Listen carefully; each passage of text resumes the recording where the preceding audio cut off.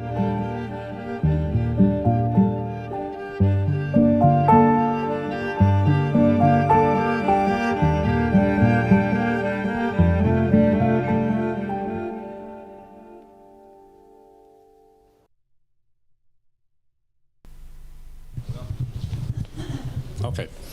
Buonasera a tutti, benvenuti a questa conferenza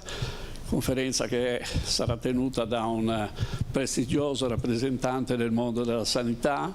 non solo da un punto di vista scientifico ma anche dal punto di vista gestionale, presidente dell'Ordine dei Medici e Odontoiatri, professor Alessandro Bonsignore, si è laureato a Genova, medico, dottorato in medicina legale, in patologia forense e tecniche criminalistiche, è direttore della medicina legale dell'Istituto Giannina Gaslini, responsabile dell'unità di medicina legale e coordinamento trapianti del San Martino ed è presidente, appunto, come dicevo prima, della Federazione Regionale Ligure degli Ordini dei Medici, chirurghi e degli odontoiatri. Questo non basta perché comunque il professor Bonsignore è un ricercatore, quindi studia e ha pubblicato un sacco di lavori su riviste nazionali e internazionali, ha organizzato congressi. Oggi ci parlerà di un argomento estremamente attuale legato alla legge 319 del 2017, cioè il consenso informato in medicina e disposizioni anticipate di trattamento. Quindi ti ascoltiamo con piacere. Prego. Grazie. Spero si senta, sì, direi di sì. Grazie dell'invito. Mi fa molto piacere, diciamo, affrontare questo argomento, che è un argomento di grande attualità, perché il consenso informato in medicina rappresenta da sempre uno degli elementi determinanti nella costruzione del rapporto di cura, no? Quell'alleanza terapeutica che dovrebbe esserci, dico dovrebbe non a caso, che dovrebbe esserci tra medico e paziente e che per tutta una serie di ragioni invece nel corso del tempo si è un po' deteriorata e ha fatto sì anche che il consenso sia stato visto sia dal paziente che dal professionista sanitario un po' come un atto obbligatorio, un qualcosa di burocratico, quindi perdendo quella connotazione chiave che invece era il momento di dialogo e di comunicazione. Alla tematica del consenso si affianca quella delle disposizioni anticipate di trattamento, che sono un qualcosa relativamente al quale c'è stato un amplissimo dibattito nel corso degli ultimi anni, iniziato con i famosi casi Welby e il caso Inglaro, se vi ricordate, quindi c'è stato un lunghissimo dibattito nel nostro paese sul tema del cosiddetto fine vita, dove si frapponevano fondamentalmente le due anime, l'anima laica e l'anima cattolica, e che è stato in qualche modo risolto da un punto di vista perlomeno normativo, poi a qualcuno piacerà, a qualcuno piacerà meno, però è stato risolto. E quello che un po' ci ha sorpreso a noi addetti del settore è che mentre c'è stato moltissimo dibattito fin tanto che c'era dell'incertezza, una volta che la legge dello Stato è uscita nel 2017 ha avuto abbastanza poca risonanza, cioè non ci sono state le stesse amplificazioni mediatiche che c'erano state prima e quindi ancora poco si sa di quello che dice questa legge sulle disposizioni anticipate di trattamento e c'è un po' di confusione. Spero con questa chiacchierata, diciamo così, di chiarirci un po' le idee. La tematica del consenso ovviamente nasce da lontano, nasce anche a livello internazionale, cito la Convenzione di Oviedo perché ovviamente è uno dei baluardi che ci chiarisce come nessun trattamento può essere fatto se non previo autorizzazione da parte della persona interessata, ma quello che ci dice Convenzione di Oviedo nel 96 non è nulla di diverso da quello che già ci diceva la Costituzione nel 32, quando è stata emanata, all'articolo 32, dove ci dice che nessuno può essere obbligato a un determinato trattamento sanitario se non per disposizione di legge, quindi tranne i trattamenti sanitari obbligatori che peraltro nel nostro ordinamento sono di fatto limitati esclusivamente al TSO, quindi alle problematiche di natura psichiatrica, perché se ci pensate anche l'obbligatorietà vaccinale non è una reale obbligatorietà, perché ciò che porta all'obbligo vaccinale sono i divieti indiretti, cioè c'è un obbligo di mandare i figli a scuola. Nel momento in cui io non vaccino i figli non li posso mandare a scuola e quindi l'obbligo di vaccinarsi è un obbligo indiretto, un po' come è successo durante il Covid, che non hanno obbligato le persone a vaccinarsi, ma se non ti vaccinavi non potevi, diciamo così, avere una vita pubblica, no? Quindi sono proprio dei meccanismi che vengono posti in essere dal punto di vista giuridico per evitare di andare in contrasto col principio costituzionale che vi ho appena letto, ricordando che nel nostro paese abbiamo una cosiddetta gerarchia delle fonti, quindi ovviamente nulla può contrastare con la Costituzione. E l'articolo 50 del Codice Penale è l'altro diciamo, caposaldo determinante in questo tipo di ragionamento, cioè ci dice che non è punibile chi lede o pone in pericolo un diritto, in questo caso il diritto alla salute o anche il diritto alla vita, con il consenso della persona che può validamente disporne. Cosa vuol dire? Che il consenso è così importante che è una sorta di presupposto di liceità all'atto medico, cioè se io non ho il consenso sto commettendo una lesione personale. Andare a incidere la cute senza consenso di una persona sembra banale, ma è una lesione personale, quindi non lo è perché ho l'autorizzazione del paziente a farlo in un interesse più grande che è l'interesse di salute. Dicevo che il dibattito pubblico in Italia nasce con i casi Welby ed Englaro, ma in realtà a livello internazionale, ve lo ricorderete, ci fu il caso di Terry Schiavo, no? questa ragazza che dal 90 va in stato vegetativo persistente, quindi una condizione clinica che non lascia scampo, diciamo, non può prevedere un miglioramento ma una cronicizzazione, e il marito, diciamo, di questa donna chiedeva con forza, e lo ha chiesto per anni, la possibilità di interrompere l'alimentazione forzata. Qui c'era un contrasto tra i genitori che non volevano la sospensione dell'alimentazione forzata, dicendo che era il marito che, stanco di questa situazione, voleva liberarsi, tra virgolette, della figlia, cioè di sua moglie. La Corte Suprema alla lunga invece dà ragione al marito e quindi consente, diciamo, l'interruzione dell'alimentazione forzata, e in qualche modo diciamo, inizia quel grosso dibattito sull'eutanasia, che in realtà poi l'eutanasia è un'altra cosa e lo vedremo, cioè l'eutanasia ha tante declinazioni. Quella che tutti noi immaginiamo, cioè la cosiddetta eutanasia attiva, cioè quella in cui io faccio un qualcosa di attivo per innescare la morte di una persona, è un qualcosa che tutt'oggi è vietato nel nostro ordinamento e non ha niente a che vedere invece con rispettare la volontà di una persona che non vuole essere sottoposta a dei trattamenti, ancorché questi possano essere considerati trattamenti salvavita. Cioè la vera novità della legge di cui oggi parliamo, che è la legge 219 del 2017, un'annata, quella del 2017, molto ricca da un punto di vista giuridico-normativo in tema di sanità, perché l'allora ministro Lorenzin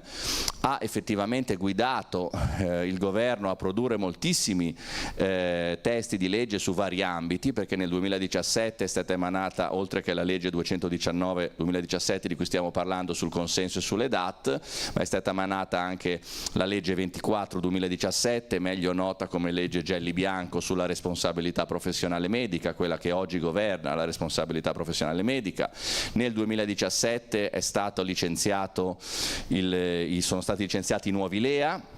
e nel 2017 c'è stata la riforma degli ordini professionali, quindi è stato effettivamente un anno da questo punto di vista molto, molto ricco, però vedete che di anni ne sono passati da quando nel dibattito pubblico mondiale si è iniziato a parlare di queste cose. In Italia il caso Englaro, incidente stradale del 92,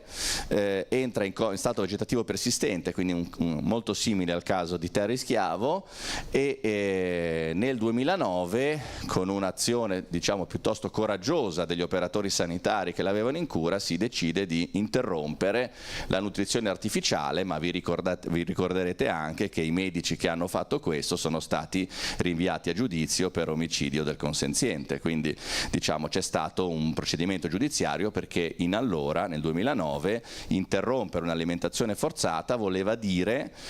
interrompere un trattamento che non era considerato un trattamento sanitario, ma che era considerato un trattamento salvavita. E visto che la vita nel nostro ordinamento giuridico è un bene indisponibile, cioè io non dispongo della mia vita, della mia salute sì, ma non della mia vita, tant'è vero, volendo forzare la mano, che se un suicidio, se va a buon fine, ovviamente il soggetto non è più imputabile, ma se fosse imputabile sarebbe un reato il suicidio, no? Proprio perché la vita non è un bene disponibile. Ecco che allora, considerandola in quel caso un atto che andava a ledere un diritto che non è disponibile, che è la vita, portava un reato in capo ai professionisti sanitari.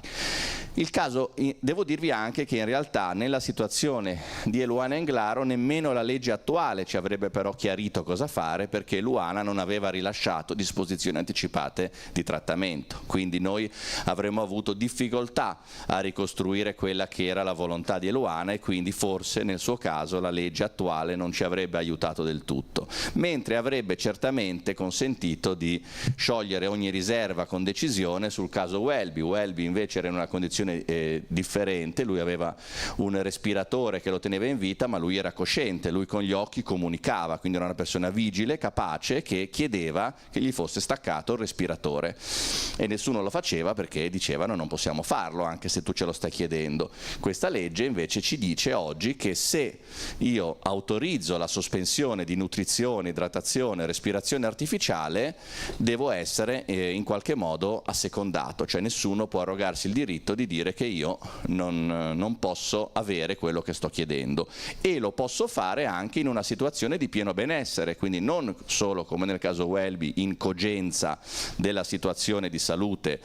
diciamo permanentemente critica, ma lo posso dire anche in pieno benessere. Se mai mi dovessi trovare in quella condizione, dico sin d'ora che non voglio essere sottoposto a trattamenti quali nutrizione, idratazione artificiale o respirazione o quant'altro. Quindi questa è l'altro vero novità di questa legge. Questi sono i riferimenti che vi dicevo, l'articolo 2 della Costituzione, ovviamente sui diritti inviolabili, l'articolo 5 che è quello che appunto chiarisce come l'atto di disposizione del proprio corpo diventa vietato quando cagioni una diminuzione permanente dell'integrità fisica, e quindi anche l'evento morte che vi dicevo. Arriviamo quindi a questa legge che in parte vi ho già accennato, 219/2017, che poi entra in vigore nel 2018 e che si chiama appunto norma in materia di consenso informato e di disposizioni anticipate di trattamento. Se l'aspetto delle DAT cosiddette, disposizioni anticipate di trattamento, è un'assoluta novità nel nostro panorama giuridico, voi direte vabbè, ma il consenso non è una novità, del consenso si è sempre parlato. Beh, sappiate che dal punto di vista del consenso informato in sanità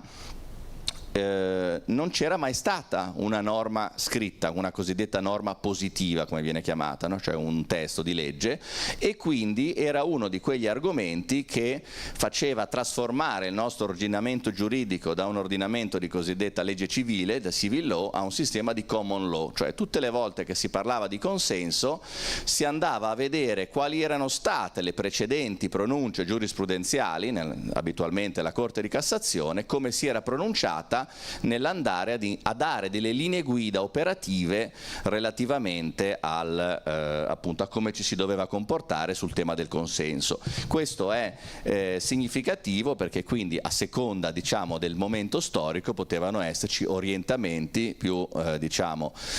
tendenti a tutelare il cittadino, più tendenti a tutelare i professionisti sanitari. Sapete poi che la Corte di Cassazione si diverte nell'inserire nelle sentenze, non potendo entrare nel merito, lancia questi obiter dicta, cioè dei principi generali che fanno diciamo che rimangono validi fin tanto che un'altra sentenza di Corte di Cassazione magari a sezioni unite non dirà il contrario, e questi poi rappresentano un po' il filo guida da quel momento in poi per valutare come ci si deve comportare. E quindi questa legge è importante perché oltre ad alcune novità sostanziali di cui stiamo discutendo, va anche a rendere norma, quindi una legge, qualcosa che fino a quel momento era già codificato ma era frutto di sentenze di Cassazione, quindi non era cristallizzato, poteva essere interpretabile ancora o magari mutare nel corso del tempo. Quindi è importante questa legge perché rende solido diciamo, dei principi che la giurisprudenza aveva via via avanzato.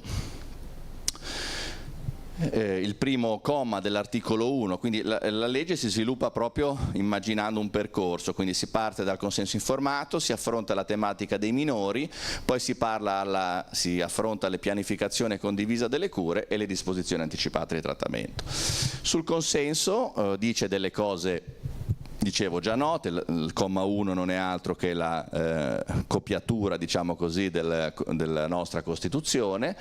All'articolo 2 fa capire da subito che la volontà del legislatore è quella di bilanciare un qualcosa che si stava sbilanciando, cioè si stava andando verso un'esasperazione dell'autonomia del paziente, della libertà del paziente, a volte anche contro quello che era il pensiero critico e la conoscenza scientifica degli operatori sanitari. Quindi cerca di ribilanciare questa bilancia dicendo quindi si incontrano nel consenso informato l'autonomia decisionale del paziente e la competenza, l'autonomia professionale e la responsabilità del medico. Più volte questa legge dirà se il professionista sanitario ritiene che la richiesta del paziente non sia diciamo in linea con le conoscenze scientifiche, può ovviamente il professionista sanitario non sottomettersi alla volontà del paziente. Paziente che viene spiegato molto bene che ha una centralità assoluta sul tema del consenso. Diciamo che per una abitudine derivata dalla medicina paternalistica di una volta, in più di un'occasione c'è stata e c'è a volte ancora la tendenza dei professionisti sanitari a rivolgersi ai parenti in prima battuta, pensando di fare il bene del paziente, dicendo io a questo paziente non mi sento di dare un'informazione perché se magari gliela do lo distruggo, gli tolgo la speranza. Allora i professionisti si arrogavano in assoluta buona fede il diritto di scegliere con quale parente interloquire. Su questo la giurisprudenza ormai è stata categorica e la legge lo chiarisce: il nostro unico interlocutore deve essere il nostro paziente, al quale non dobbiamo rovesciare addosso tutto quello che noi sappiamo su di lei o su di lui, ma dobbiamo chiedere in prima battuta a questa persona, al nostro paziente, la persona di cui ci prendiamo cura, se vuole essere informata del suo stato di salute, in toto, in parte, o se preferisce che noi si dialoghi con un soggetto terzo. E chi è questo soggetto terzo? Che potrebbe anche non essere un parente diretto, potrebbe essere un parente lontano oppure un amico, quindi non c'è nessuna gerarchia della parentela, questa legge ci dice. Quindi non è vero che in automatico mogli, mariti, figli hanno maggior diritti di conoscenza e di interlocuzione con gli operatori sanitari rispetto a figure terze. Sarà il nostro paziente a dirci chi deve essere il nostro interlocutore. Il paziente quindi ci può dire: io non voglio sapere niente perché non saprei gestire, affrontare la cosa, parlatene anche in termini di consenso eventualmente. Può delegare una terza persona a dare un consenso, però deve essere scritto in cartella clinica che questo è avvenuto, deve essere tracciato e a questo punto il nostro interlocutore sarà un soggetto terzo, ma non lo possiamo certamente scegliere noi, tantomeno all'insaputa del nostro paziente.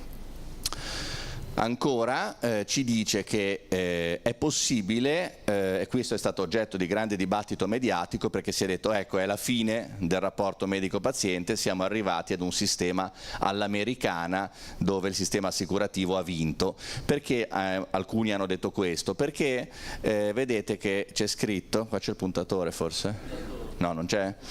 Comunque al comma 4 dice che è possibile documentare il consenso anche attraverso videoregistrazioni, ma videoregistrazioni nella testa del legislatore non era dire facciamo la registrazione del colloquio così il paziente non potrà mai accusarmi di non aver capito, che non glielo ho spiegato, che non gli ho dedicato tempo. Non è in ottica di medicina difensiva, è stato scritto perché questa legge, come vi ho introdotto all'inizio, nasce dal caso Welby. Quindi Welby, che non poteva parlare, non poteva scrivere, non poteva firmare, l'unica cosa che poteva fare era con gli occhi dirci sì o no in base a come li muoveva, e quindi la videoregistrazione nasce proprio dall'idea di Welby. Cioè Welby, noi per acquisire una traccia, una prova del suo consenso o del suo dissenso al trattamento non possiamo far altro che videoregistrarlo, cioè registrare il movimento degli occhi. Quindi non è medicina difensiva, ma è una estensione del diritto all'espressione di un consenso attraverso le modalità che un cittadino ha di comunicare. Al comma 5 si dice quello che è la vera rivoluzione che è stata oggetto del dibattito che vi dicevo, cioè si dice nutrizione e idratazione artificiale, piaccia o non piaccia, essendo eseguiti su prescrizione medica attraverso dispositivi medici, sono trattamenti sanitari e quindi sono assolutamente paragonabili ad un intervento chirurgico, a un prelievo di sangue, e quindi come tali non sono trattamenti salvavita che non sarebbero rifiutabili dal paziente, ma sono trattamenti sanitari e quindi rifiutabili dal paziente. Quindi il paziente può dirci prima ancora di iniziarli che non li vuole, o può dirci dopo che sono iniziati che vuole che vengano sospesi. Quindi c'è una duplice possibilità di dire io rifiuto anche nutrizione e idratazione artificiale, che fino al giorno prima invece erano considerati trattamenti non rifiutabili. Quindi questa è una delle vere grandi novità in tema di consenso informato. Se avete dubbi o curiosità, per me va benissimo anche che mi interrompiate, ecco, diventa più simpatica e meno lezione, più dinamica, quindi alzate la mano e ne sono felice. Ovviamente si dice che se il medico rispetta la volontà del paziente va esente da responsabilità penale o civile. Anche qui è stata mal interpretata questa affermazione. È chiaro che non è che se io ho avuto il consenso del paziente a fargli un'appendicectomia e nel consenso c'è scritto che può morire e muore, e pazienza, è morto, non è responsabilità di nessuno. È esente dalla responsabilità che attiene alla fattispecie del vizio di consenso, che è una fattispecie di responsabilità autonoma e che non è una manleva di responsabilità, quindi non c'entra nulla con le condotte, c'entra con un aspetto che è quello del diritto all'autonomia decisionale, alla libertà del paziente. Quindi se io rispetto il consenso o il dissenso al trattamento sanitario da parte di un paziente, non potrò essere chiamato a rispondere per malpractice legata al vizio di consenso, ma potrò tranquillamente rispondere ovviamente di malpractice per quanto riguarda l'atto diagnostico chirurgico posto in essere. Quindi non è uno scudo, come adesso va di moda dire, non è uno scudo né penale né civile, ma attiene alla fattispecie del consenso. Dice ancora al comma 6, il paziente non può esigere trattamenti sanitari contrari a norme di legge, a deontologia e buone pratiche clinico-assistenziali. A fronte di tali richieste il medico non ha obblighi professionali, cioè si lascia il diritto al paziente di dire: lei mi sta chiedendo di fare una cosa che è contraria alla scienza, quindi non lasciarti andare se è arrivato il tuo momento, ma mi chiedi di farti una cosa che non ha alcuna logica dal punto di vista scientifico, io ti dico non te la faccio e la legge mi autorizza a dire non te la faccio. Se troverai qualcheduno che la farà, allora la farai, altrimenti no. Un'altra differenza importante, questa è più giuridico-medico-legale che di interesse, diciamo così, pubblico, ma storicamente si diceva, anche a lezione agli studenti, spiegavamo la differenza tra il concetto clinico dell'emergenza rispetto al concetto clinico dell'urgenza. Cioè si diceva l'urgenza è un trattamento sanitario anche differibile di qualche ora, mentre l'emergenza è un qualcosa in che io devo risolvere in pochi minuti, se no il paziente muore. Distinzione di scuola era situazione di urgenza, un'appendicite acuta, che io posso anche tenere il paziente 12 ore per vedere se si risolve o se devo portarla in sala operatoria, situazione di emergenza, l'appendicite già perforata con peritonite, per cui o il paziente va in sala o entro pochi minuti mi muore. E si diceva lo stato di necessità, cioè la scriminante alternativa rispetto al consenso, la posso invocare solo nello stato di emergenza, ma non nello stato di urgenza, dove comunque ero obbligato a dover ricercare un consenso. Ecco che questa legge supera questa distinzione e dice io posso invocare lo stato di necessità,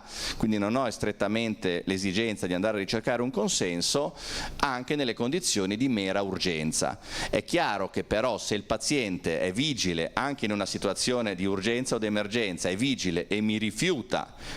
il trattamento, io ho un dissenso in quel momento registrato che prevale sullo stato di necessità, quindi non posso, testimone di Geova che rifiuta la trasfusione, se mi arriva in acuto a pronto soccorso con 4 di emoglobina o lo trasfondo muore, ma è ancora cosciente, vigile e mi dice rifiuto la trasfusione anche se ho capito che sto morendo, io non lo posso trasfondere.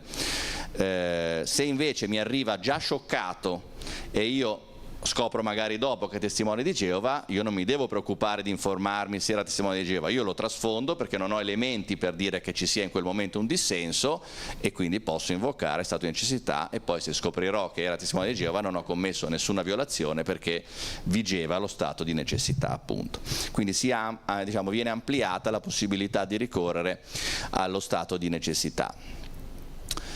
All'articolo 8 viene introdotto come norma dello Stato un principio che a noi ordinisti ha fatto molto piacere, perché questo era un principio deontologico scritto all'interno del Codice di Deontologia Medica già dal 2006, che è diventato legge dello Stato. Di solito il Codice di Deontologia Medica rincorre, no, insegue le leggi dello Stato per adeguarsi a quelle che sono le evoluzioni normative, qui invece è la norma che si è adeguata all'ordine professionale, a un principio etico, cioè dice il tempo della comunicazione è tempo di cura. E questo, attenzione, che è abbastanza ingombrante come norma, perché in un momento in cui si parla tanto di liste di attesa, di necessità di ridurle, quindi di concentrare il tempo della visita, viene meno il tempo di comunicazione. E allora se una regione, un direttore generale dovesse imporre ai suoi professionisti di fare delle visite, un tot di visite ogni ora, e questo andasse a ledere questo principio normativo,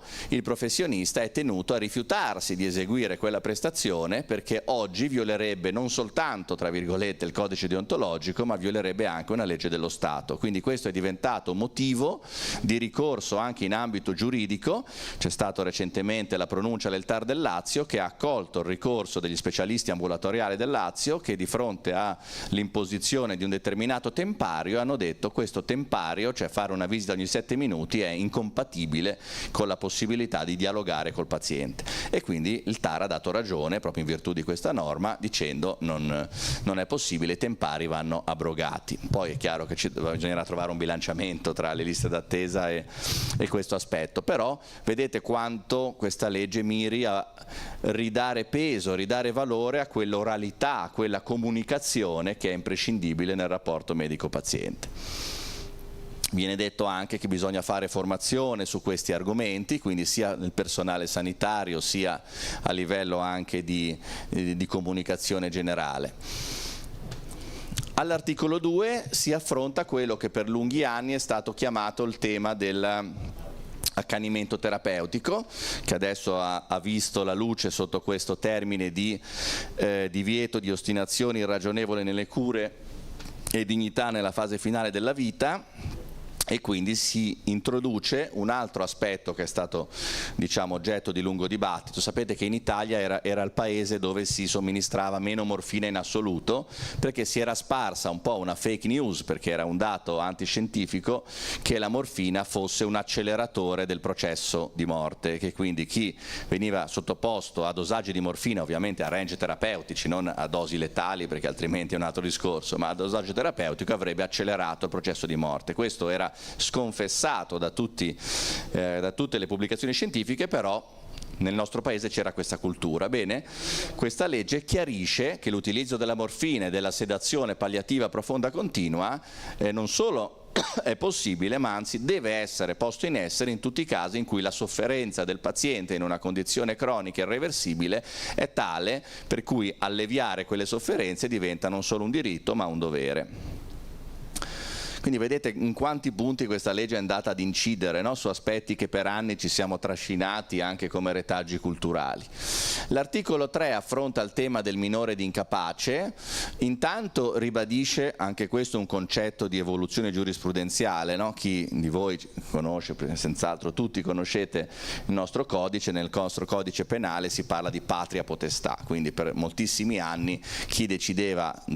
diciamo, tutto per i figli era il padre. Poi si è passati al concetto della potestà genitoriale, quindi parità di diritti, però era sempre un concetto di potestà, cioè io genitore dei miei figli faccio ciò che voglio. Oggi si è passati al concetto della responsabilità genitoriale, cioè io decido, ma assumendomi la responsabilità, quindi anche dal punto di vista semantico c'è una bella differenza, visto che siamo peraltro in un luogo dove delle parole si dà il giusto peso. Quindi effettivamente oggi si parla di responsabilità bigenitoriale, che vuol dire che il professionista sanitario si deve sempre preoccupare di interrogare entrambi i genitori, anche in una società dove abbiamo un tasso di divorzi che è molto alto, anche dove i genitori litigano, dove spesso in maniera sembra assurda ma capita, vi assicuro, i motivi di salute dei figli diventano oggetto di dibattito finalizzato poi strumentalmente ad altre realtà economiche o quant'altro. Quindi questa legge ci dice: guardate che voi dovete sempre dare traccia documentale di esservi preoccupati del genitore assente. Se poi il genitore assente, cioè l'altro genitore, diciamo così, è irreperibile, e ne do atto, nessuno mi potrà venire a dire nulla, ma se invece è reperibile, non l'ho fatto o non ho documentato di essermi preoccupato, io ho commesso un vizio di consenso e quindi quel mio trattamento è viziato e non andava fatto, o comunque era meritevole di approfondimenti. Tutte le volte che subentra una situazione di conflittualità tra i genitori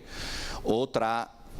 i due genitori, o tra i genitori e i figli, o tra i genitori, i figli e gli operatori sanitari, esiste una figura terza deputata a dirimere lo stato delle cose, che è il giudice tutelare. Quindi il giudice tutelare è una figura prevista dal nostro ordinamento che deve andare a dirci, nel caso del minorenne che ha già compiuto gli anni 14, adesso anzi si è abbassato, si parla di anni 12, ma comunque se il minorenne è già emancipato, è sufficientemente grande e maturo per comprendere quelle che sono le proposte terapeutiche e diagnostiche che vengono fatte, può essere sufficiente, diciamo, quell'espressione di volontà o di diniego alle terapie per andare anche contro quella che è la volontà dei genitori, e quindi il giudice potrebbe dirci: rispettate la volontà del minore, togliendo temporaneamente la responsabilità bigenitoriale ai genitori. Ancor più questo avviene nell'ambito pediatrico dei bimbi piccoli, dove se il professionista sanitario ritiene che i due genitori stiano chiedendo o rifiutando terapie andando contro l'interesse di salute del minore, bisogna fare istanza al giudice tutelare, che incaricherà i professionisti sanitari di subentrare nella responsabilità di cura ai genitori temporaneamente e quindi avvallerà le procedure che quei genitori rifiutano. Quindi questo è quello che avviene tipicamente al Gaslini, dove lavoro e dove spesso abbiamo interlocuzioni col giudice tutelare proprio per situazioni in cui riteniamo che non si stia facendo diciamo, il giusto, cioè non si stia andando verso la tutela di salute del minore. Prego. Sì, il giudice tutelare diciamo, nei casi di massima urgenza rilascia un'autorizzazione verbale telefonica, perché diciamo, rispondono H24, e quindi si iscrive in cartella clinica, sentito telefonicamente il giudice tutelare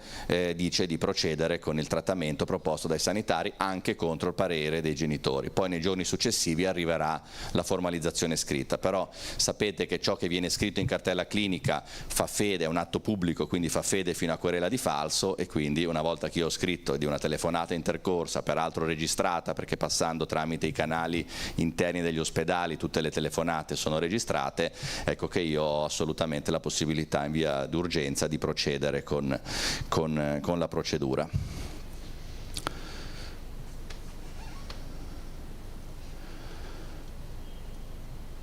L'articolo 4, quindi superato il discorso dei minori, affronta la tematica invece delle disposizioni anticipate, quindi introduce questa novità, cioè mentre fino ad oggi fino al 2016, diciamo così, 2017, si era sempre parlato di possibilità di incaricare una persona,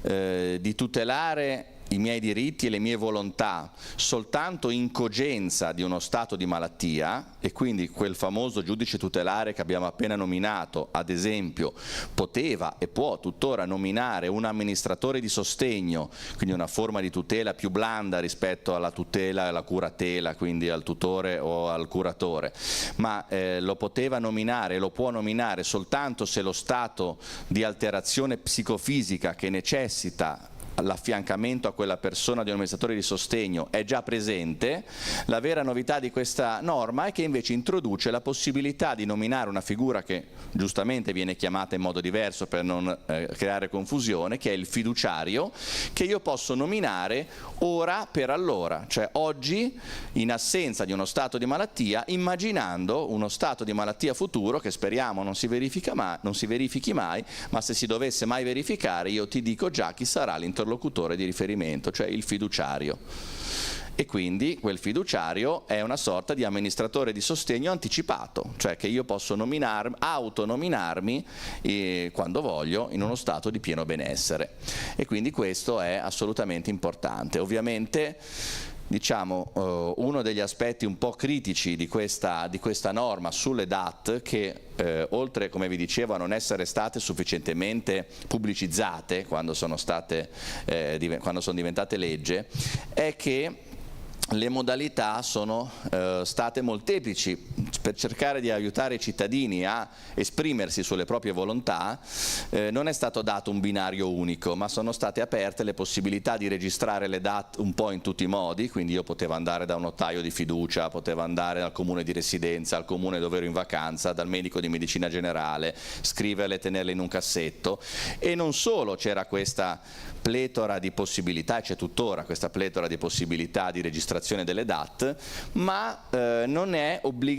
strettamente obbligatorio indicare un fiduciario. Però capite bene che se un fiduciario non è indicato, come fa il professionista sanitario, se quella situazione si verifica, a scoprire che queste DAT esistono? Diventa difficile. Allora cosa si sta facendo? Si sta facendo una campagna di comunicazione per dire: se volete redigere delle DAT indicate sempre un fiduciario, e che possibilmente non sia, come alcuni hanno fatto, il genitore o il nonno, perché la premorienza tendenzialmente coglierà prima il fiduciario rispetto all'interessato, quindi deve essere una persona coetanea o possibilmente più giovane e che deve essere sempre nominata, e soprattutto veicoliamo tutte queste DAT all'interno di un centralone nazionale unico, un po' come il SIT, cioè il sistema informativo dei trapianti, in cui quindi il professionista sanitario accede a questo portale e va a verificare se esistono delle DAT di quella persona o meno. Ed è quello che si sta facendo, cioè il centralone è stato creato e adesso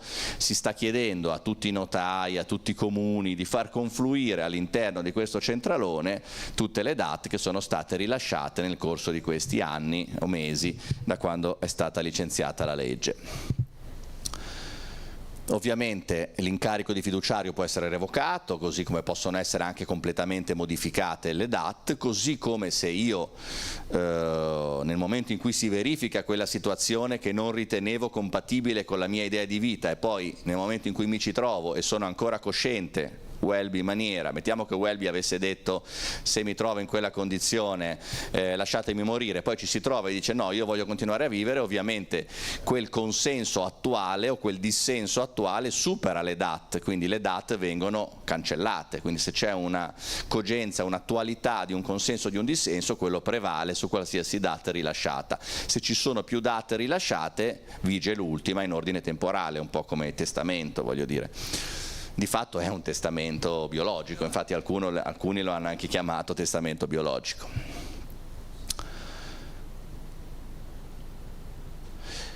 Va bene, qui direi che non mi soffermerei perché sennò i tempi sono lunghi. Qui sono le varie modalità di registrazione. L'articolo 5 affronta la tematica del fine vita intesa come pianificazione condivisa delle cure, e quindi si dice che il paziente, e con il suo consenso, vedete, lo ribadisce anche nel fine vita, i suoi familiari o la parte dell'unione civile o convivente, ovvero una persona di sua fiducia, sono adeguatamente informati sull'evolversi della patologia in atto, su quello che il paziente può realisticamente attendersi in termini di qualità della vita e sulle possibilità cliniche di intervenire sulle cure palliative. Quindi si chiarisce come è possibile anche immaginare un percorso di fine vita ed eventualmente oggi, visto che la scienza lo consente, in alcuni casi addirittura programmare una cosiddetta desistenza terapeutica, idealmente, volendo, finalizzata anche alla donazione degli organi e tessuti, cioè è previsto il cosiddetto DCD, che è una procedura piuttosto nuova, cioè mentre si è sempre ritenuto che le donazioni avvenivano nei soggetti in morte cerebrale, accidenti stradali, emorragie o quant'altro.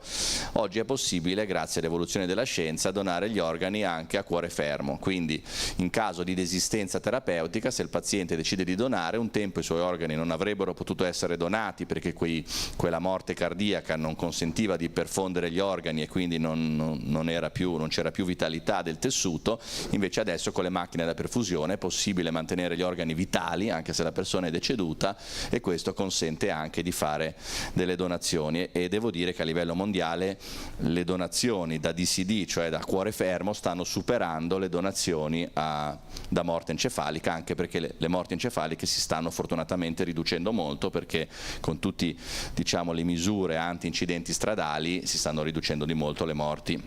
da incidente stradale, quindi quel mondo sta finendo e sta partendo quest'altro.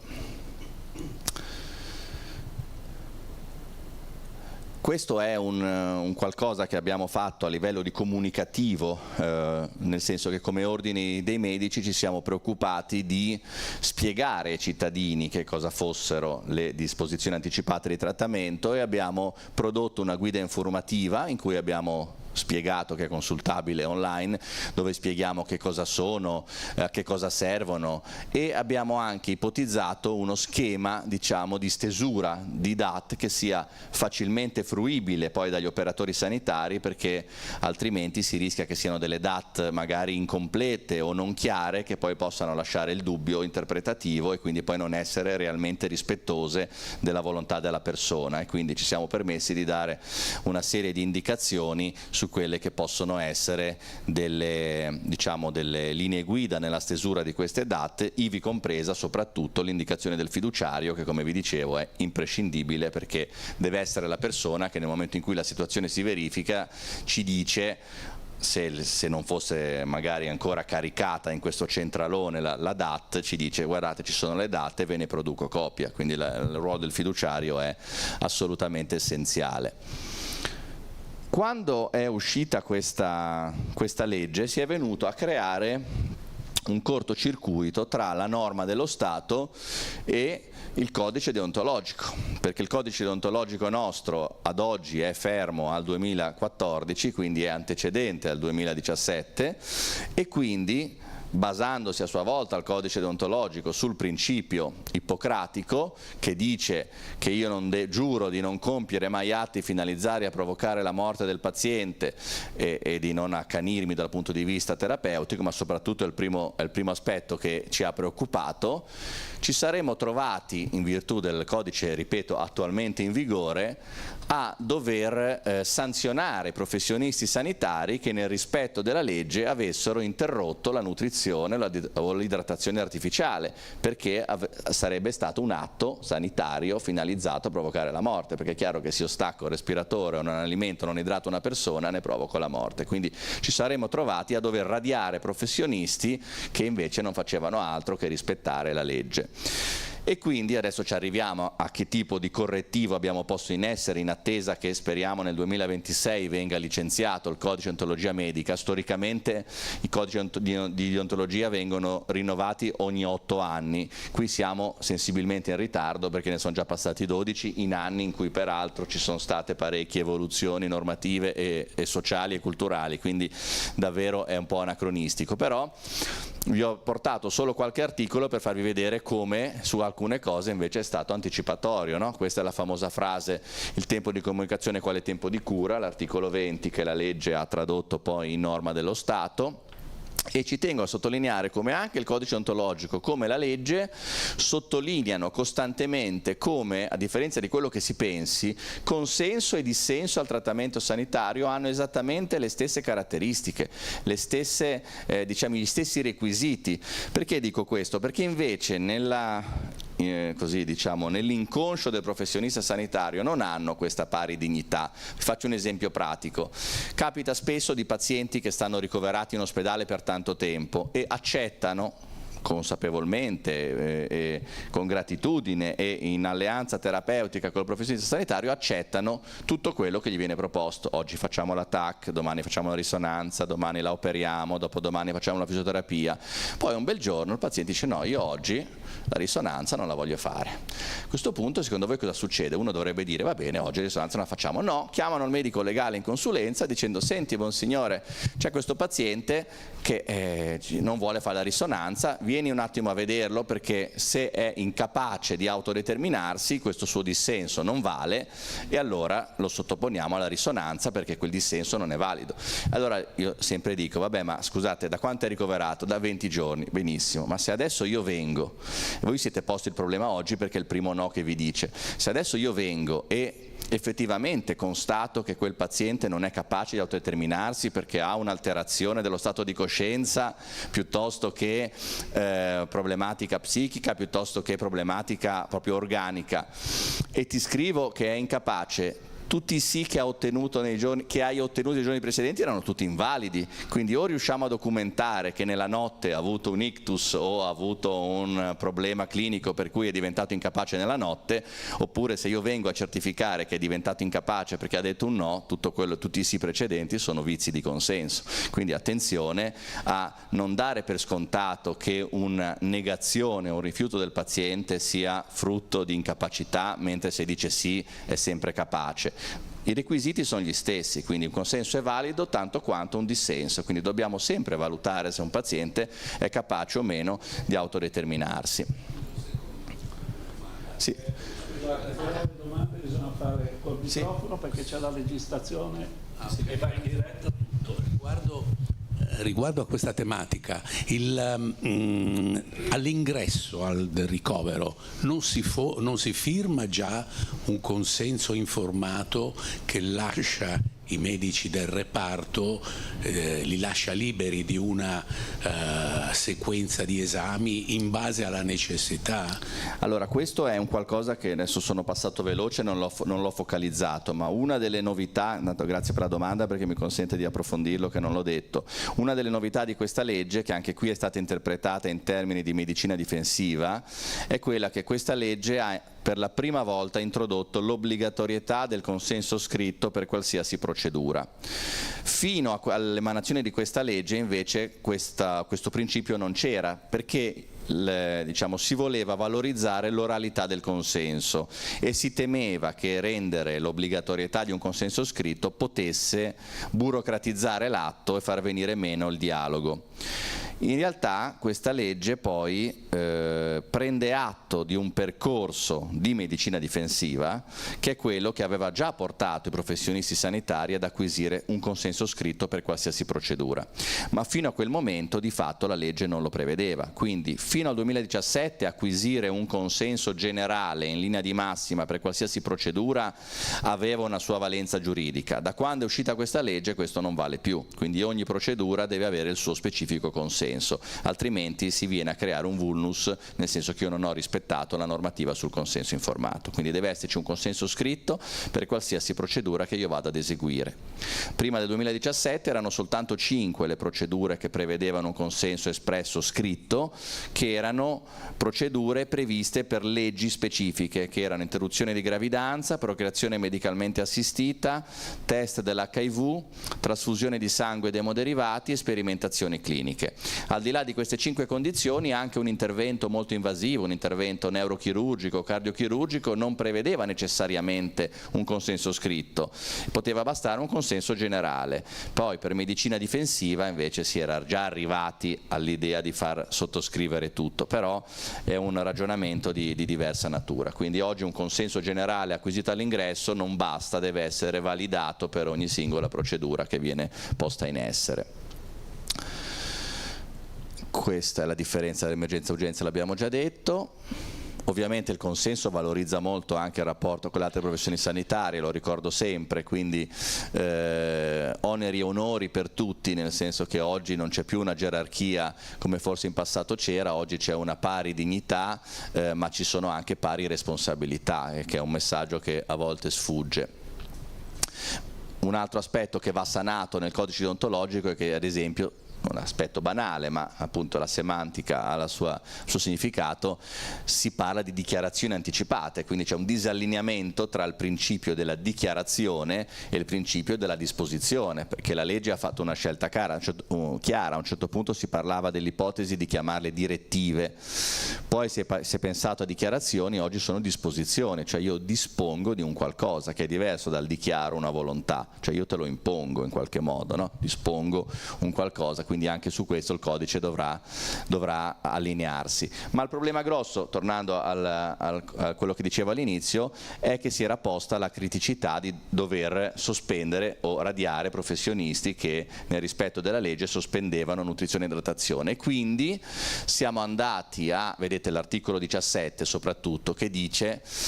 il medico, anche su richiesta del paziente, non deve effettuare né favorire atti finalizzati a provocarne la morte. Allora, abbiamo sfruttato quella che è la nota sentenza 242 del 2019 della Corte Costituzionale, che ha chiarito quali sono i criteri per cui si può interrompere l'idratazione e la nutrizione artificiale,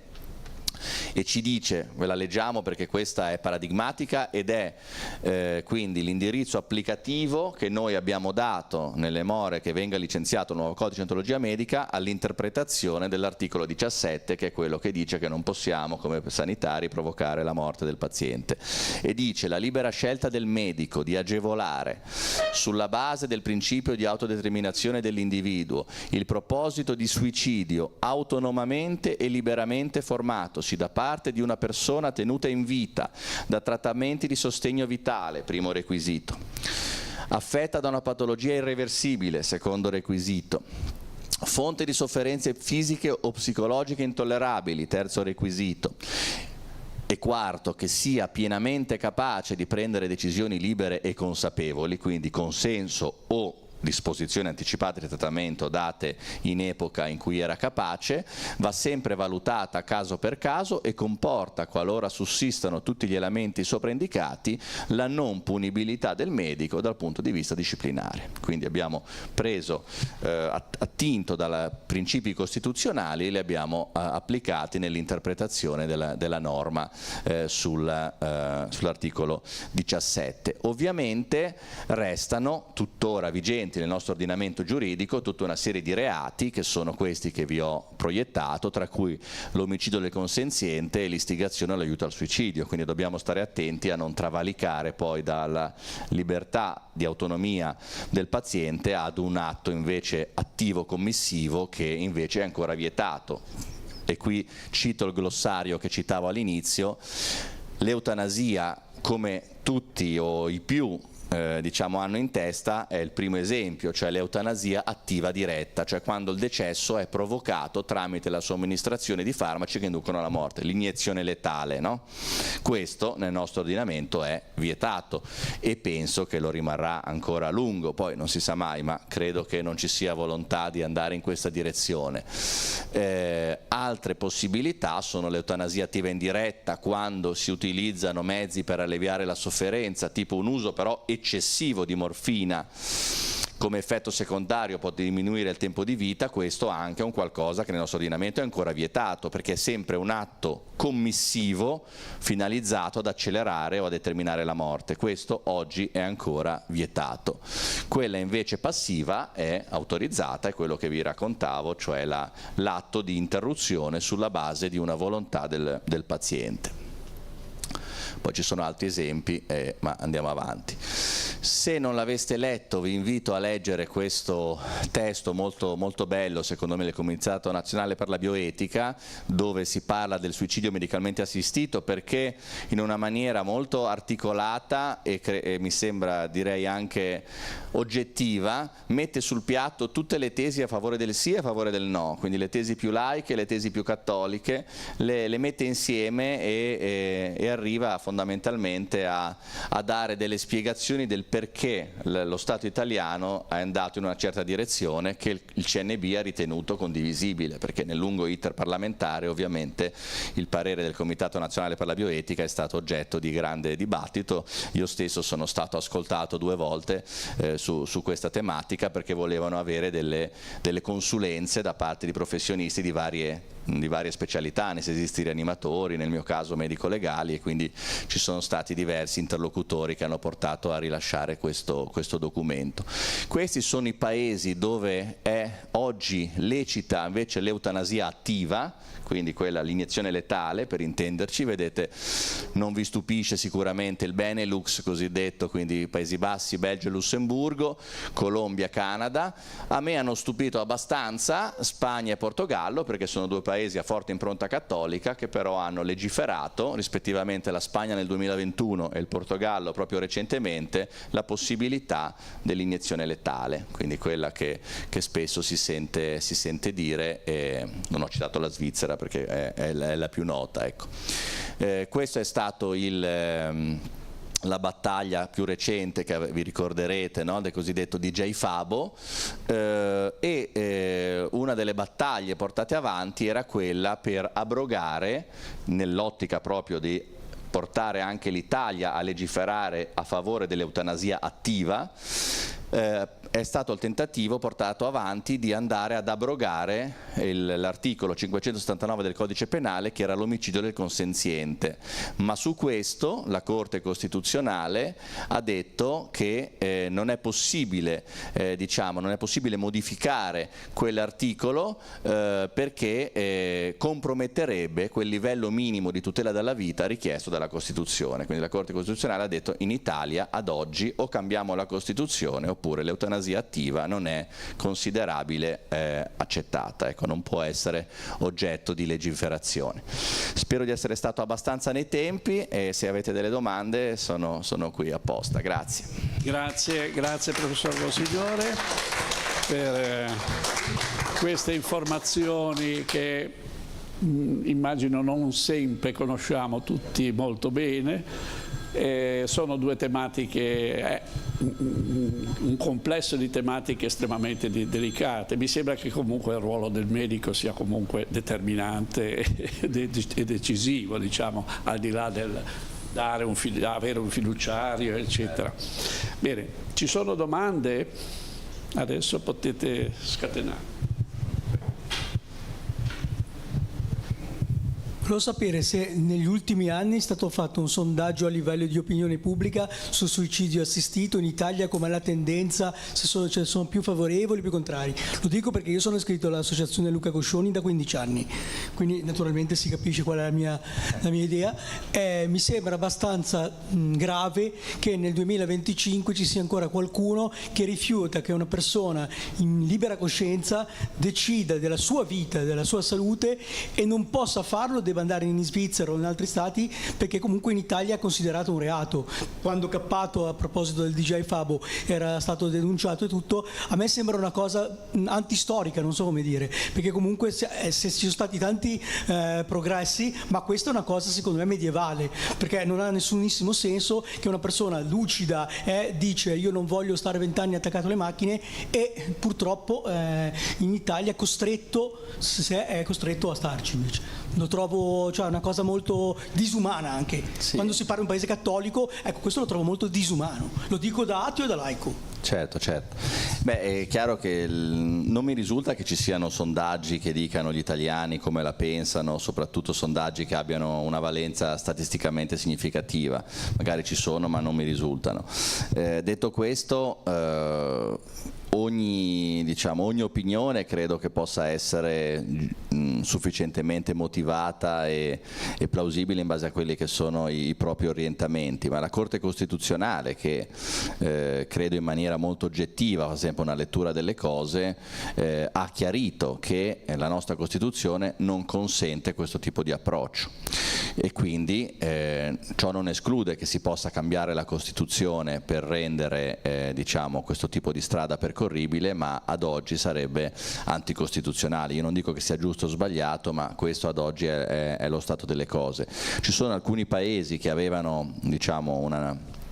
dei principi fondanti simili ai nostri, che hanno ad esempio, sono ricorsi all'escamotage di far sì che l'autoiniezione letale,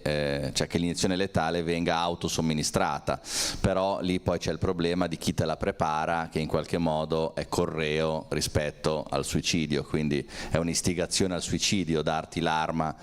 quindi non sarebbe un 579 ma sarebbe l'articolo precedente, quindi comunque ad oggi la situazione costituzionale fa sì che non sia un qualcosa di percorribile nel nostro Paese. Bene. Domanda. Leonardo Poggi, cellula genovese Associazione Luca Coscioni.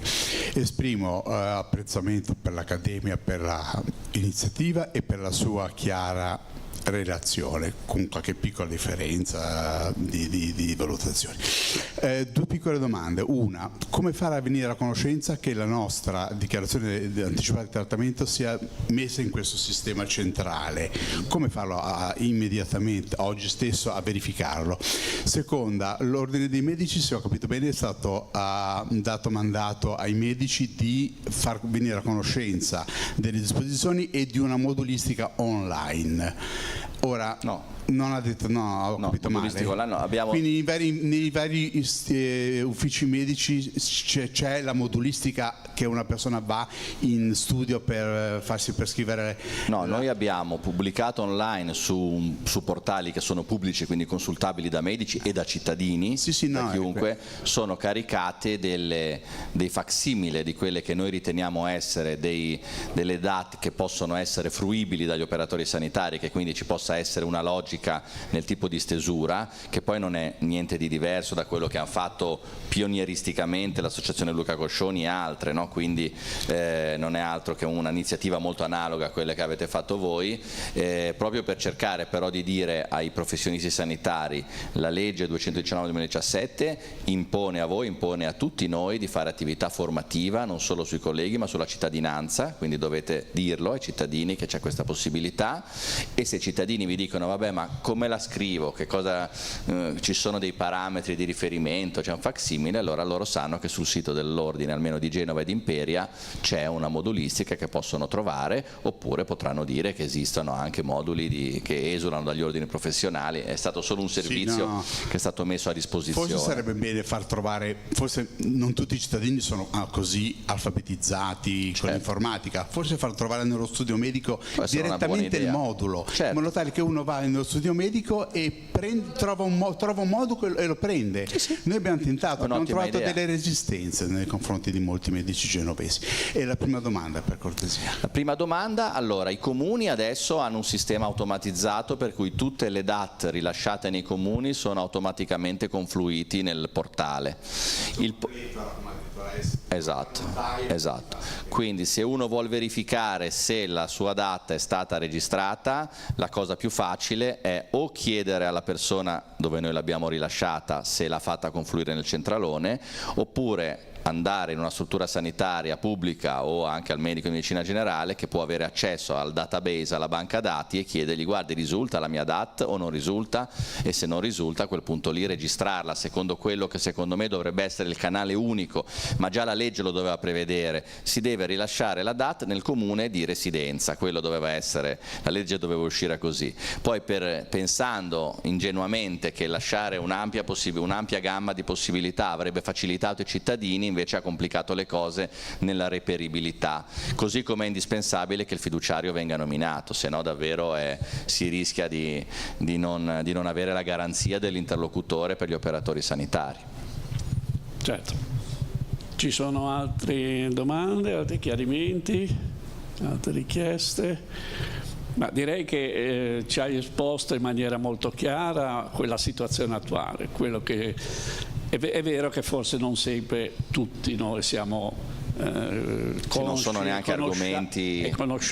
cena magari parla di altro, giustamente. Ecco, poi, esatto, poi in genere si cerca di rimandare, di pensare ad altre cose, però sono momenti importanti per tutti, per la vita. È fondamentale, sì. E quindi bisogna conoscere. Ti ringrazio per questo tuo intervento. Grazie a voi. Ti ringrazio tutti i presenti. Vi ricordo che lunedì avremo Lunedì 17 alle ore 17 avremo una conferenza di Piera Melli, un'archeologa, che parlerà della diffusione della ceramica greca, veicolo di cultura e civiltà fra VIII e XIII secolo a.C., no, III secolo a.C., scusate. Arrivederci, buonasera. Buona serata.